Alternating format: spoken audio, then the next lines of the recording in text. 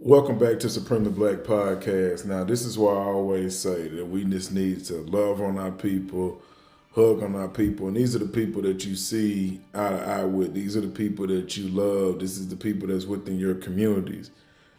Because what actually occurred to DVontaye Mitchell could have been anybody. And so I would like to start the video off by sending my love and condolences to his family and anyone that witnessed this tragic event, anyone that's directly or indirectly impacted by what happened in Milwaukee on June 30th. This morning, the death of a Wisconsin man that has drawn outrage, now being reviewed by the Milwaukee District Attorney as a homicide. DVontaye Mitchell died following an encounter at a Hyatt Regency in Milwaukee. This cell phone video recorded by a witness. Stay down! Please stop fighting! Please! Showing Mitchell pleading for help as he's held face down by 4 people, identified by police as hotel security. To see them beat him repeatedly over and over and over again. They didn't stop.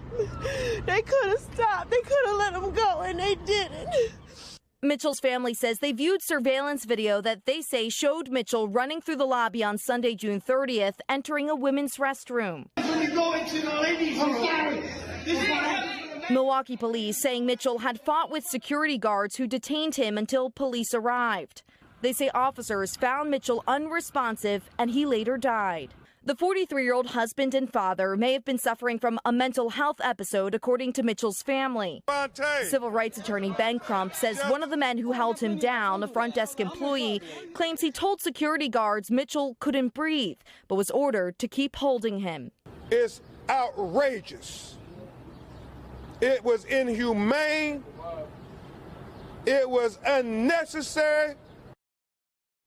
And overnight, the managing group of the Milwaukee Hyatt Aimbridge Hospitality announced they have terminated several associates, saying their actions violated policy on June 30th. Meanwhile, the DA's office is waiting for the full results of the autopsy as they weigh the potential for criminal charges. Right, I know you'll keep an eye on it for us. Thank you, Emily. Yeah. First off, I want to say, again, condolences to the Mitchell family. And salute to the Hyatt Regency for making a very fast decision in regards to firing the people that were involved in this incident, right, that caused this man his life. So as you heard that they're going to be doing the autopsy report, and you're going to hear the comparisons of George Floyd.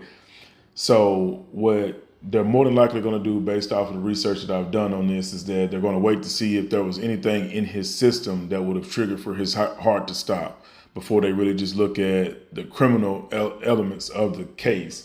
Because this is what it is if you consider it as a homicide. Now, did the force that they use that we don't need to see, but they've seen, cause for him to actually succumb to his injuries? Now, that's what they're going to look at to see who would they be bringing in on murder charges, because that's exactly what it is. It wouldn't be premeditated. They'd probably go with like 2nd or 3rd degree.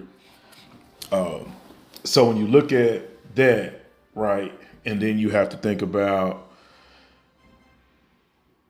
how, with Ben Crump on the case, there's going to be consistent coverage around it. And you hear that they unfortunately had to move his funeral from Saturday to Thursday so that it doesn't get overshadowed by the GOP convention, which is the Republican Party coming to Milwaukee to speak. They're still it's a battleground state right now for political purposes. But what I don't want this is to turn into is a political thing, is that everything isn't politics, man. This is a man that had kids, families, brothers, sisters, mama, dad.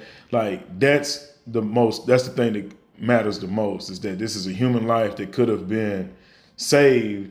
Now, I don't know what he did, but there's nothing that you could have done in any facility unless you killed someone yourself and somebody had to save or protect their people. Then that's just what it is. But there's nothing that he could have done if you felt like it was a mental issue that could have led to him dying in your custody just because you were holding on to him until the police came. That's what I'm saying, is that it's just a lack of care. And so that's why I started the video out. Like I said, we have to love and care on the people that surround us, that are for us.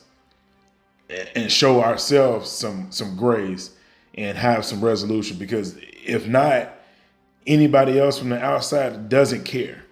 And that's just where we at, man. Like, she can't get a wife back. I mean, the wife can't get her husband back.